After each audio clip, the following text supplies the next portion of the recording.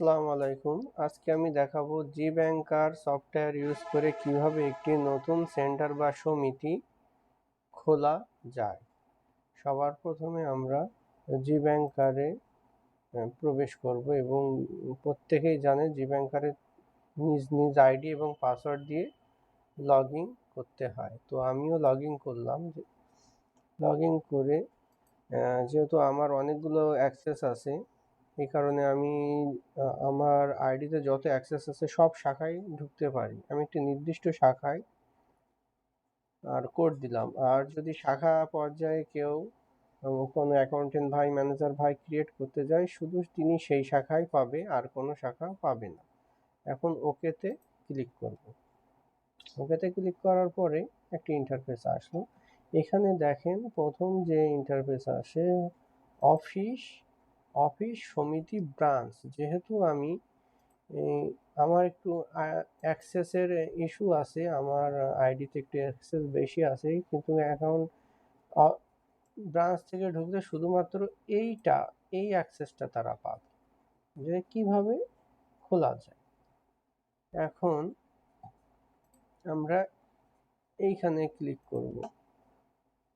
আমরা সমিতি বা ব্রাঞ্চ নিউ ট্যাব নিতে পারি, আদারওয়াইজ নাও নিতে পারি। এখানে আমরা ক্লিক করলেই হবে। তো আমি একটা নিউ ট্যাব নিলাম।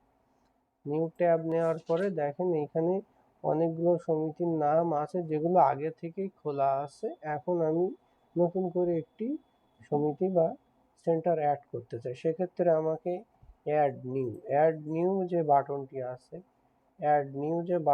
আছে এই বাটনে আমাকে ক্লিক করতে হবে। ক্লিক করলে পরবর্তী ধাপে যাওয়া যাবে। তো আমি অ্যাড নিউতে ক্লিক করলাম। অ্যাড নিউতে ক্লিক করার পরে এখানে প্রথমেই আছে সমিতি ক্রিয়েট। দেখেন অনেকগুলো ফিল্ড আছে, প্রত্যেকটি ফিল্ডে আমাকে পূরণ করতে হবে। তো আমি এখানে সেন্টার খুলবো না সমিতি খুলবো, সেন্টার কি সমিতি কি এগুলো নতুন করে বলার আমার কিছুই না। এগুলো সবাই যারা এই gBanker নিয়ে কাজ করে তাদের জানা আছে। এখন আমি যদি সেন্টার দেই, এইখানে অটোমেটিক বাই ডিফল্ট একটা কোড বসেছে, এটা অটো ক্রিয়েট হয়। যে পর্যন্ত ওই শাখায় সেন্টার বা সমিতির নাম্বার খোলা আছে তার পরের থেকেই দেখেন সমিতি দেওয়ার সাথে সাথে একটা হয়ে যাচ্ছে, সেন্টার দেওয়ার সাথে সাথে। তো নর্মালি সেন্টার আমি সমিতি খুলি, সমিতি খুললে এইখানে সমিতি একটা কোড আইছে, আর এখানে সমিতি টাইপ হবে কি মেল বোথ ফিমেল। যেহেতু সমিতিতে মেল ফিমেল সবই ভর্তি করা হয়, এই কারণে আমরা টাইপ দেব বোথ। আর যখন সেন্টার খুলবো এটা দেব ফিমেল। এবং সমিতির নাম, মনে করেন আমি একটা সমিতির নাম দিলাম। তারপরে সমিতির টাইপটা হবে রেগুলার। লোকেশন, আমার এই সমিতিটা কোন ডিভিশন কিংবা কোথায় আছে সেই অনুযায়ী আমাকে লোকেশন সিলেক্ট করতে হবে। নর্মালি gBanker-এ বাই ডিফল্ট বাংলাদেশের লোকাল গভর্নমেন্ট অনুযায়ী সব লোকেশনই অ্যাড করা থাকে। দিলাম। এখন এটা দেওয়ার পরে ওই শাখায় এমপ্লয় কোড সিলেক্ট করতে হবে, যে কোনো একজন স্টাফের নামে এই সমিতিটা দিতে হবে। তো অনেকগুলো স্টাফ এখানে আছে, আমি যে কোনো একজনকে এখান থেকে সিলেক্ট করে দেবো। তারপর কালেকশন ডেট, যেহেতু সমিতি 30 দিনে একবারই কালেকশন হয়, সেই কারণে এখানে যে কোনো একটি স্যাটারডে ছুটির দিন বাদে স্যাটারডে সানডে মন্ডে একটা যে কোনো সিলেক্ট করে দিলেই হবে। এবং কালেকশন ডেট আমি যে তারিখ থেকে খুলতেছি অবশ্যই তার পরের যে কোনো তারিখ দিতে হবে। আমি দিলাম 16 তারিখ। ওপেনিং ডেট, যে তারিখে ওপেনিং করা হচ্ছে সেই তারিখ। এখন centre time, normally centre time official যে টাইম থাকে আমরা সেই টাইমটাই দিয়ে থাকি এবং দেওয়ার জন্য বলি। এইটা আসলে হবে, যেহেতু এটা 24 ঘন্টা ফরম্যাটে দেখাচ্ছে, 9টা দিলাম। এইখানে আমি 0000 করে দিলাম। 9টা